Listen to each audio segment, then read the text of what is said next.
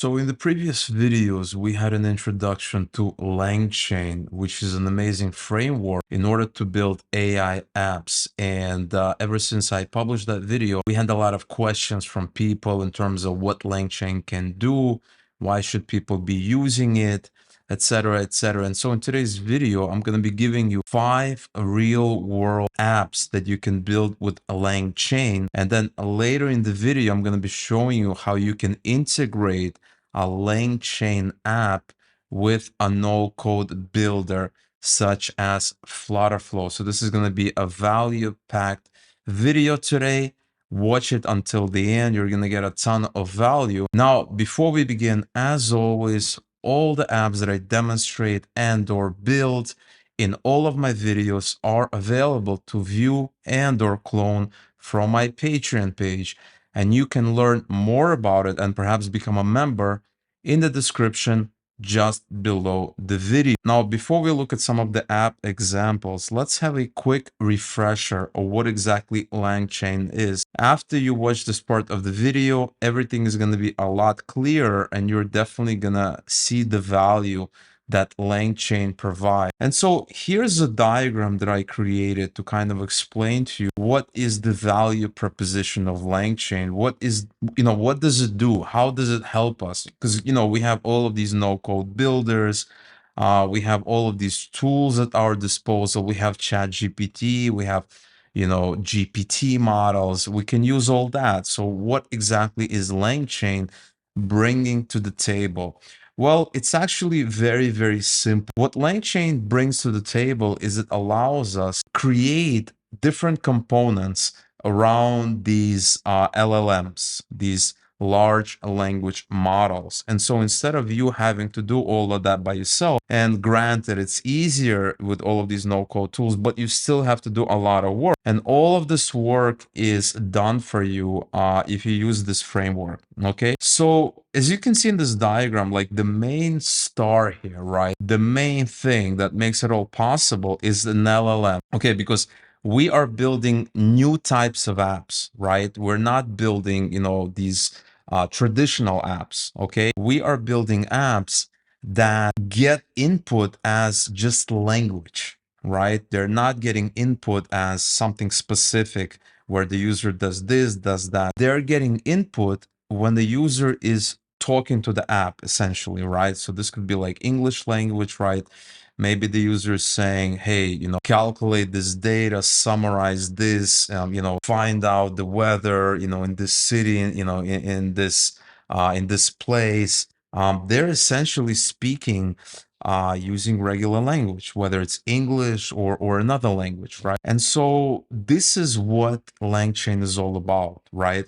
LangChain is about having components that are kind of talking and interacting with the large language model. And so in the center, we have this LLM, which is this large language model. And you can use different LLMs, but in my videos right now, I'm just using OpenAI because that's what most people are familiar. But this is just one component of the overall picture, because we also have prompts, we have short-term memory, we have long-term storage, we have different tools, we have document loaders, and we also have agents, okay? And so what do all of these things do? Well, the prompts is a way to structure how we are going to be interacting with the large language model, okay? Because they're all about prompts. You basically tell it what you want it to do, and if you give it a high quality prompt, you're going to get a high quality result. If you give it a low quality prompt, you're going to get a low quality result. And so this part, and many times it's also very repetitive, right? You just have to, enter that prompt over and over again. So it's nice to decouple, this thing from, having it hard coded here. And this is exactly what it's doing. And same thing for, things like memory and storage and stuff like that. You're interacting with the chat model, so it needs memory, but in some cases it also needs some storage, right? You may want to store something, for later. where you're going to be storing maybe a conversation you had, an interaction, and then later you're gonna retrieve that data. So all of these are decoupled, right? All of this is important, and it's kind of painful to do programmatically. I actually had a video where I did embeddings and vector storage and all that, and that was painful to do, right? I needed the script, I needed this, I needed that, lots of little moving pieces, and LangChain takes care of all of these things for us, right? This includes memory, short term. It also includes things like embeddings, right? So I can add another little module here, right? Embeddings, which are essentially ways of storing data where you can compare one piece of data to another and figure out how related they are together. Very, very powerful concept, but very simple to do with something called embeddings. Okay, and I actually had a video where I talked about that in greater detail. And that's not all, right? We have things like tools that allow the model to access the internet, allow the model to do things that it can't really do before. We have things like document loaders, right? And this is where you can actually give it a document that may be in your possession, maybe a private document, a company document, and you can, set the model to kind of talk to you and read the document and be a chatbot specific to that document, which is awesome. And I'm actually going to have an example a little bit later in the video where I'm going to show you how you can create a chatbot with a PDF and tie that to FlutterFlow. So stay tuned for that. And last but not least, we have things like agents. And these are essentially modules whose job it is to create different tasks and essentially to do stuff on your behalf. So in many cases, you can create things like AutoGPT, Baby AGI, and essentially what they're doing is they're generating a list of tasks and then they perform those tasks on your behalf. Okay, and we're gonna get to that a little bit later as well. So there's lots of things happening here, but really the star is the large language model, which is the real breakthrough in a sense that you can talk to it in pure English or whatever language that you want to talk to it in, and that really changes everything. And that is why LangChain makes this process of talking to large language models simpler than if you had to do everything by yourself, even if you were using like a no-code tool builder, because no-code tool builders are designed for building apps. They're not designed for, simplifying dealing with large language models. They're not designed for that. And this is where LangChain comes in. All right, so now that we had a little refresher of what LangChain is and what it brings to the table, let me show you some examples, starting from some simple ones leading to more complex ones. So we are going to be using a tool called Flowwise AI, and I covered this tool in my previous video. So if you have not seen my previous video, definitely check it out. But in two words, Flowwise AI is essentially a tool that allows you to build LangChain apps visually by dragging and dropping. Okay, makes it a lot easier. And it's perfect for us because we're building apps without any code. And so this tool makes it a lot easier. Now, the first example I want to show you is a very, very simple example, but still an example that you can easily build a very, very useful app around. Okay, and this is a product name generator. So if I click on this, I'm redirected to kind of a canvas and I have different modules kind of happening. Okay, and so this is exactly what I talked about in the beginning of the video, where we have this main module, which is our interface to OpenAI. In this case, this is OpenAI, which is a large language model. And I provided an API key. I also picked the model here. This is the default model. And I have a temperature. And on this side, I have a prompt template. And this is exactly what I talked about in the beginning of the video. Because for this specific app, the purpose of this app is to come up with good names for products that we're going to specify in the prompt. So let's say I have a product that's a tool for helping people build with Firestore DB. as an instance, right? I don't need to specify all of that. All I need to do is specify the name of my product, and it has the prompt already. And so I don't need to repeat myself over and over again. And this is what this prompt template does. It simplifies me dealing with prompts. You can think of it as kind of prompt management, which makes things a lot easier. And tying these two things together, we have something called an LLM chain, right? And if you click here, you can see that we have many, many chains, and their job is to tie things together. They're chaining things together, and you can chain, a couple of modules. You can also chain multiple modules or like sets of modules together to another set of modules. So it's very, very powerful. And so once we've set up everything here, you can click here and you can interact with this LangChain app here. And because we have this prompt template already configured and already kind of set for whatever we need to do, we don't need to type it all, every single time we need to interact, right? All we need to do is give it a product. So let's say my product is, software that helps users Firebase projects or something, right? I just enter that and I get a response, Firebase Builder. Okay, very, very generic, but I can try something else. How about software that helps people learn foreign language? Okay, press enter. Language learning helper. Okay, fairly generic, but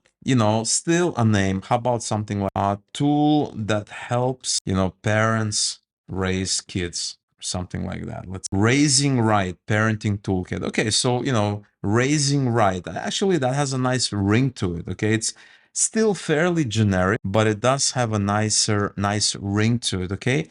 And so this is an example of a very, very simple app. Now, obviously, you can customize this. You can customize the behavior by changing the prompt here. Okay, so if you change it to something like this and you enter something like, shoes, okay, it's going to come up with a name. Okay, there you go. And you can take it as far as you want. It's a very, very simple example. And you can obviously tie it to an app that you're building. You can simply click here and you have API access, right? This is the same thing as done by clicking here where I'm, typing something in. All I need to do is copy this, paste it into my, no-code builder, as I'm going to show you at the end of the video. And then here you can send your request. And so when I'm saying something like shoes or computers, that's essentially what you're going to be doing as an API call using this format here. So question would be shoes or computer. And now you have a fully functioning app that you can expose using an API. It's a very, very simple example, but at least it should show you some of the potential. Now, the next example I want to show you is a little bit more complicated. And this example is right here. And so in this example, what we have here is we have our instance of our chat OpenAI, which is our chat bot. And we are using GPT 3.5 Turbo, right? Which is what a lot of people are using in ChatGPT. Next, we have something called buffer memory, and we also have something called a conversational agent that uses something called a get. Okay, that's one of the tools, and there are many tools that it can use. And so at first glance, it could be a little confusing in terms of what's happening here. Okay, so let me show you exactly what's going on. Now, before I actually run this app here, I want to show you something else. So right here, we have a URL that gives us back some random data. And in this case, it's basically facts about cats. And here I loaded up this data, and this URL gives us back JSON data.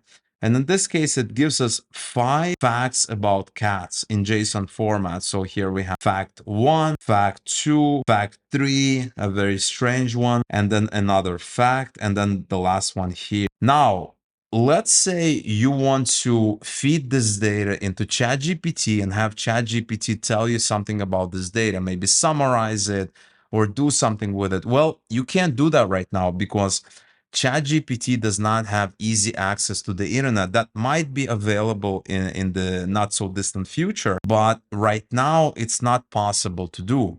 Well, you're in luck because this app here, right, this flow here, in fact, does have access to the internet. And it has access to the internet because it uses something called an agent. Okay. And so remember, we talked about agents, and agents, they are modules that do tasks on your behalf. Okay, so in this example, we have an agent that takes an input chat model, it takes memory, right? Because it needs to keep state, right? It's a chat model, right? This is a conversational agent, so it obviously needs memory to keep track of the conversation. And last but definitely not least, this is the most important thing, is that we give it tools that it can use in order to reach a certain objective, to get the data that we need. And right now, we only give it one tool, which is the ability to get data using this get module. Okay, and so now I can chat with it and I can actually tell it, hey, there's this file, which is a list of, a list of facts or having to do with cats. Why don't you go out and, download this data and tell me something, that I might need to know about this data in this file out on the internet. Okay. And so I can paste this request right here. I just say, tell me about this list from, etc., etc. I can even do something else. I can do what this file, what this list is about. And then I specify the URL. So I'm going to execute that. And it fetched the list, it analyzed it, and it told me the list is a collection of cat facts. Each item in the list contains a fact about cats along with information, the source, and the status of the fact. So how about something like this? Tell me an interesting from this list. Okay, so something like this, and let's see what it does. Cats make about 100 different sounds. Dogs make only about 10. And this is actually one of the facts, I believe. This one right here. This is the first fact here. Okay, I can say something like this. Tell me another interesting fact. Okay, domestic cats spend about 70% of the day sleeping and 15% of the day grooming. And so if you load it up, this is the second fact right here. And so as you can see, it was able to get this external data, and now we can talk to it as though, it knew all this data all along, which is actually pretty cool. But this is not even the best part, right? The best part is we can attach more tools to it, and this agent will figure out where to go in terms of what kind of data it needs. Okay, so as an example, we can just come in here.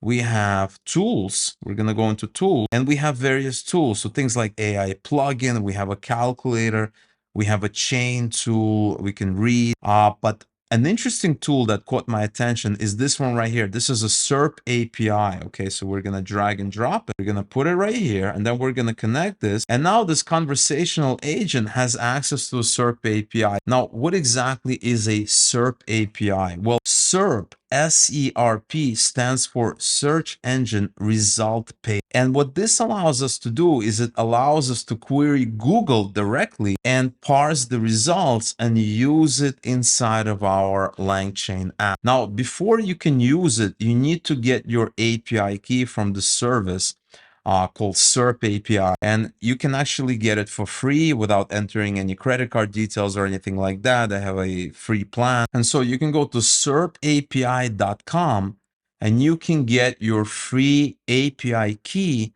in order to query everything Google. And once you have your key, you can query, Google's search API, you can query Maps API, Jobs API, everything pretty much Google, and also other services, right? Like DuckDuckGo, Baidu, Bing, eBay, YouTube, all kinds of interesting things. But in this tutorial, we're only going to be querying Google. In fact, the agent is going to figure out where, what's the best source to get the data that we need. Okay, so once you've gotten your free API key, go ahead and go into your account, copy your API key, and then paste it in here, right? You're going to paste it in here. And now this conversational agent has one more tool that it can query in order to get the right data. And so now we can just save this new flow here. Remember, always save it. And so if you do not save it and you added a new module, when you're chatting with it, it's not going to know that you added the new module, and you might not get the results that you're expecting. Okay.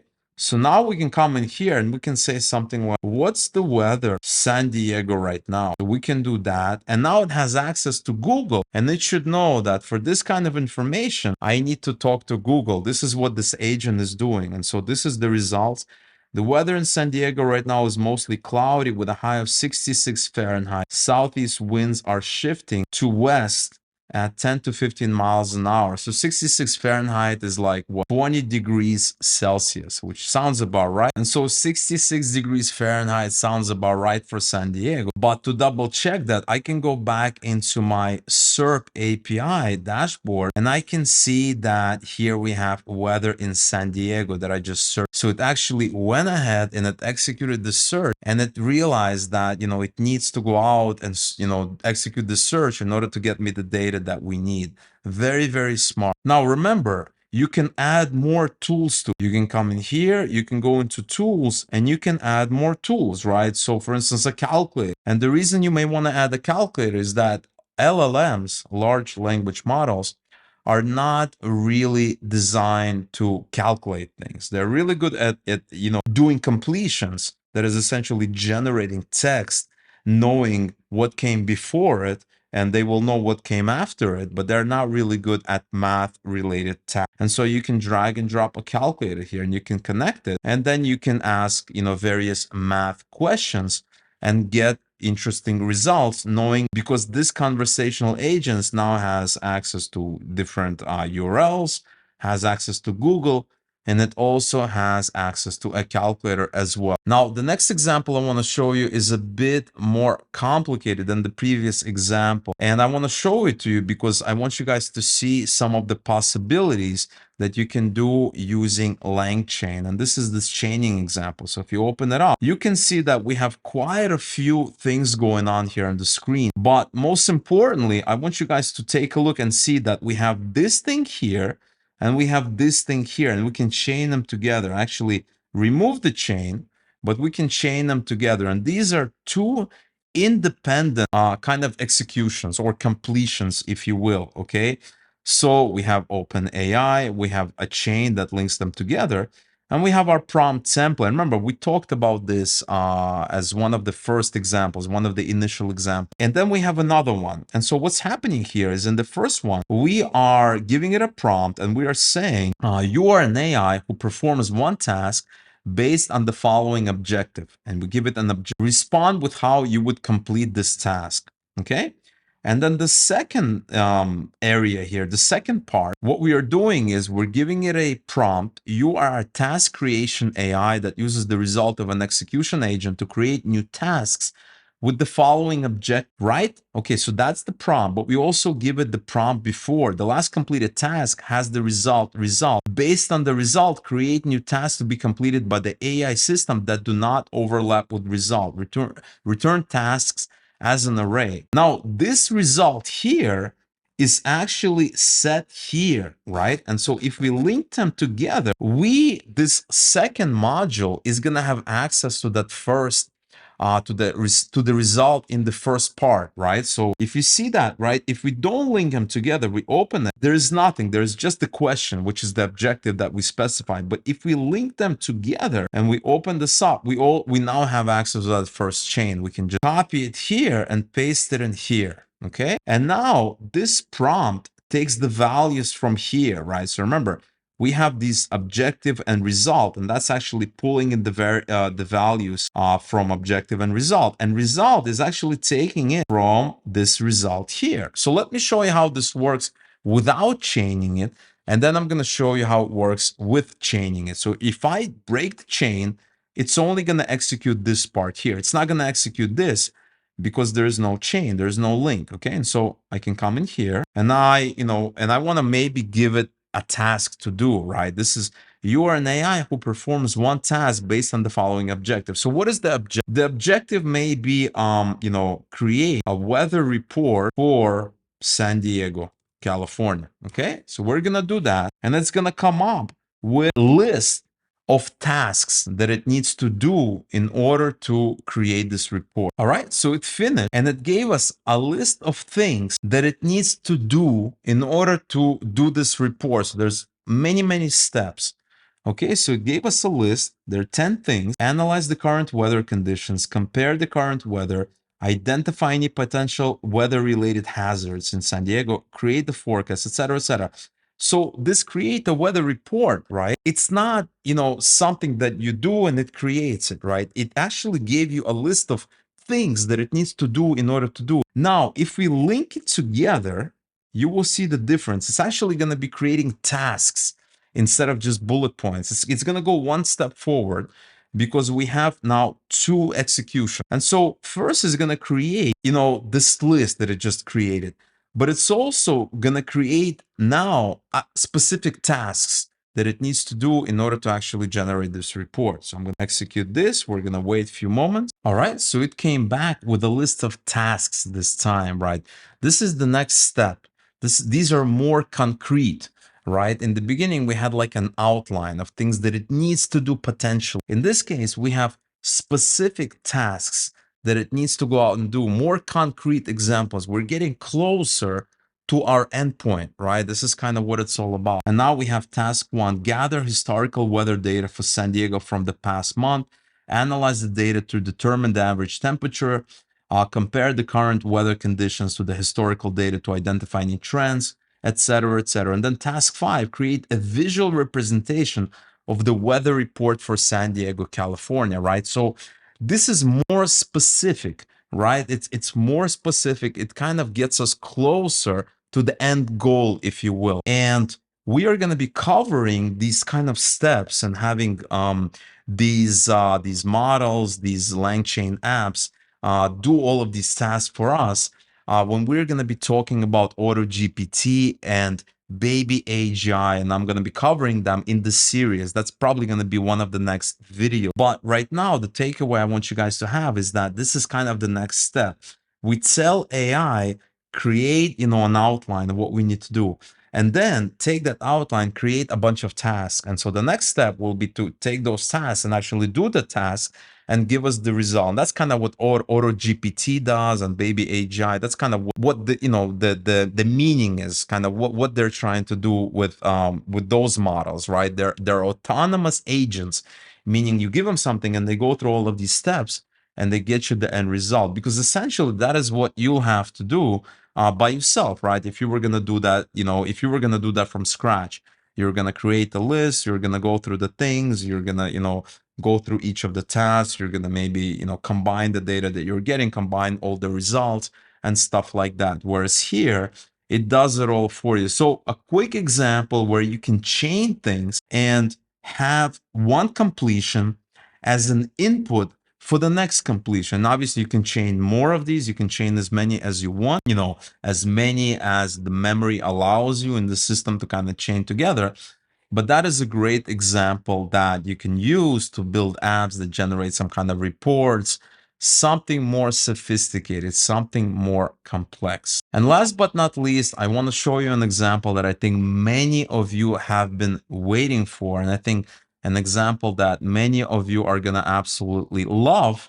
And I can see many of you also building apps around this example. And this is a chat PDF example. So if we click here, we have here a LangChain Flow, LangChain app that allows you to upload a PDF and then create a bot around it. So I'm going to show you exactly what's happening here. And then we're going to jump into FlutterFlow and I'm going to show you an app that I built very, very quickly that interacts with this model. And as a result, you have a very, very nice chatbot where users can communicate with a specific PDF file. And if you stick around until the end, I'll also show you how you can create chatbots, not just around a PDF file, but also around different entities, around different pieces of data.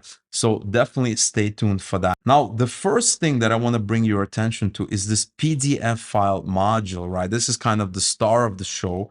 We have a PDF file module, and I actually created a PDF file, which is a lease agreement that looks something like this.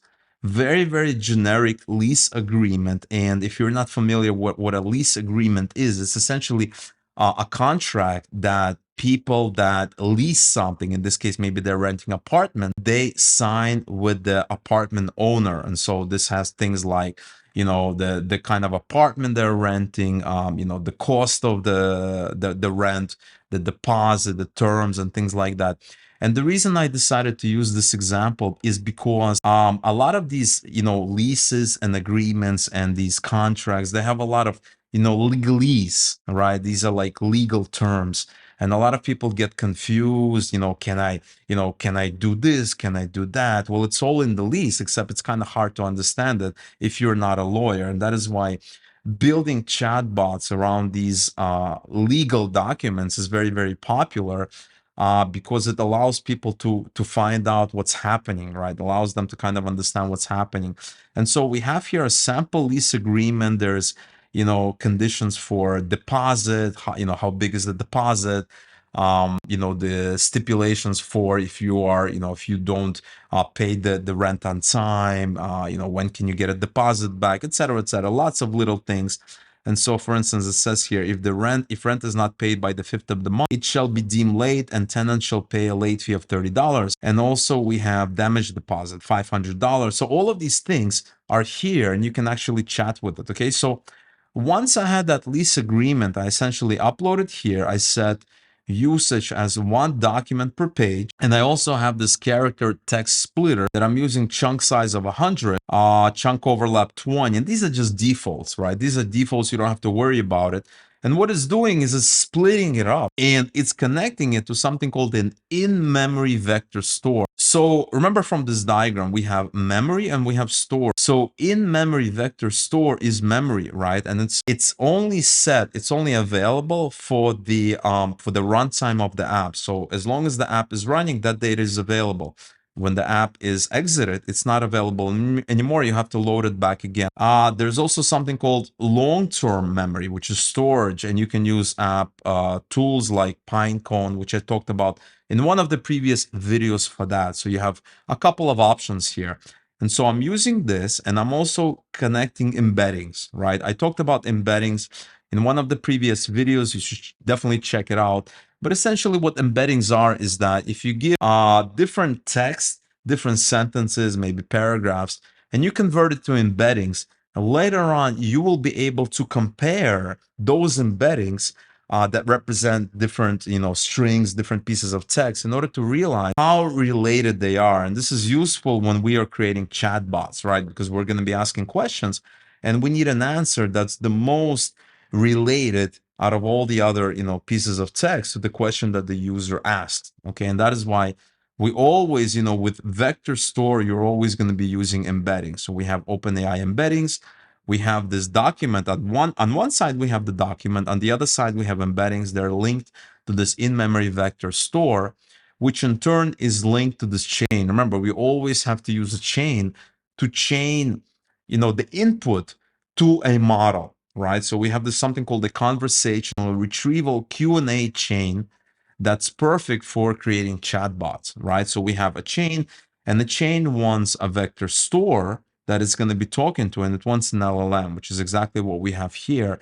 And so now you can kind of talk to it, and you can say like, what is the deposit? Okay, so you can ask it something like that. And there it is, the deposit is $500. And you can ask it something like, what is the late fee for, paying rent? Okay, and here you see the late fee for not paying rent on time is $30. And this is exactly what's stipulated in the rent agreement, right? Except it's legalese. And here it's nice and English, right? Which is awesome. And obviously you can continue asking it more questions in order to kind of understand what the document is about. But the real value of this is building an app around it. And that is exactly what I did. I built a little FlutterFlow app that interacts with this model. And so here's the app that I built. And before I show you how I build this app, let me run this app so that you can see exactly how it works. And then we're going to jump back in, and I'm going to show you how exactly I build this app so you can do the same as well. So we're going to create a new test session here. Now, here's the app. And on this page, we have a list of different chats. And we only have one chat in this example. This is this lease agreement chat. Yeah, I know it sounds kind of generic, but I couldn't think of a better name. So if you click here, you can kind of chat with it, right? So you can say something like, how much is the deposit? How much is the deposit? You can send it. It's going to send requests to our model and hopefully get the right result. Okay, there you see the deposit is $500. Another thing that you can say is, what is the late fee for paying rent late? right? Okay, the late fee for paying rent late is $30. Is the tenant responsible for utilities? Yes, the tenant is responsible for utilities. Okay, and so you can keep chatting with it. You can keep asking it different things about this PDF document. But as you can see, it seems to be working fine. And now that you've seen the app, let's jump back into our FlutterFlow UI and let me show you exactly how I build this app. If you've seen some of my previous videos where I build different chatbots, I think the design here and the way I build this app should be already familiar to you. But if not, definitely pay attention in this next part. And so here's the app. The first thing that I did is I connected Firebase to it. Okay, so I have Firebase connected to it, Firestore DB. And this is the schema. I have users, chats, messages set up. And if we go into my Firestore DB, here I have chats. I have one chat document. I have an image. I have a name. And then I have different messages to it, right? These are the messages that I was asking. So I asked 3 messages. I got 3 replies for a total of 6 messages. And so if we go back here, we have this set up. And now we have kind of the main app. And it's actually very, very simple. It's a very simple app. We have a bunch of screens. I have login and profile. These are just standard screens because we need the user to be authenticated. So these are just standard screens. But the main screens are these two, right? Chats, where we're listing the main chats, and then chat messages. So chats is simply it's just a list. It's just a list view of different chats that we have, right? So this is this list view. We have a backend query, chats, list of documents, and obviously we're just displaying the name of the chat and the image, which are the only 2 fields on that chat, on those documents, that collection of documents. They only have 2 fields here, right? These are right here, these 2 fields here. That is kind of what we have. Now, when we click on it, we are redirected to the chat messages, which is another list view here. And this is where we display the messages. Now, I'm doing something interesting. I'm using a stack. And the reason I'm doing a stack is because a stack in FlutterFlow means that you can display different things underneath that could be the same. And in this case, I have 2 rows, right? I have row other and row me, and these are displayed conditional. So row other is the row that's displayed left justified. Row me is the one that's displayed right justified. So if I come in here and I actually display, well, I don't, don't display this one, you can see this one is left justified, and that is how you display bots, right? You left justified, whereas text from the user, you right justify. And that is kind of how all chat apps work. And, at least the chat apps that I use, Telegram, iMessage, WhatsApp, etc., etc. And essentially what I'm doing is I'm checking, is this a bot message? Is this a user message? And if it's a user message, I display it on the right-hand side. If it's a bot message, I display it on the left-hand side. Now, the key here is this thing right here, the send here, right? So if you go to the send, we have 4 actions. The first thing is we need to save the message. This is what create document. We're creating a message. As the user entered something, we want to save it right away. And then we have a backend call. And this is where we do the API call. Remember, for all of these apps, right, that we have here, you can just click here and you can access this using an API, right? So this is an API here. You can just specify the question that you have, this text that you want, the question about the PDF document, and you're going to get back a response with the answer, right? So if you go in here, right, you can see this right here and you can actually test it. So how much is the deposit? We can do a test API call and you see you getting the response back. And what's nice about it is this is a direct response. You don't need to parse it like you typically do with with JSONs, where you have all of these like very intricate data, and so you don't need to do that at all. You just get back a response right there. And so what we're doing is we're creating the user's message, we're executing the API, we're checking if it succeeded. If it is, we are saving the response, we're saving it, and that means it's going to automatically show up in that list because that list is dynamically updated. And then we're just clearing the text fields. And that is all you have to do when it comes to FlutterFlow. And why is that?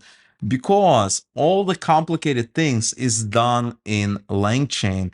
And because LangChain is a framework that allows us to kind of do all of this very, very quickly and easily, it would be a pain to do all of this in FlutterFlow. I actually did something similar directly in FlutterFlow, and you can find the video. I had a video where I built all of this in FlutterFlow. You can watch some videos back, but this is so much easier because all I need to do is create this LangChain app here, and then all I need to do is access, things that I need, communicate with it using an API. Very, very convenient, very, very awesome. And so that's why I highly recommend to you guys to get up to speed with LangChain and kind of understand it, because it makes creating AI apps actually fun and painless. It's a lot easier to do it using this visual drag and drop interface as opposed to doing it all in code, even if you're using no-code tool. Now, as mentioned earlier, if you are interested in viewing and or cloning this app, as well as getting access to all the FlutterFlow apps that I did on this channel,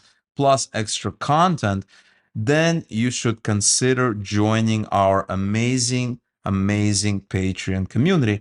And you can see a link to it in the description below this video. Now, if you guys enjoyed this video and you're looking to learn more about LangChain, check out another LangChain video that you're going to see in the corner of your screen right now.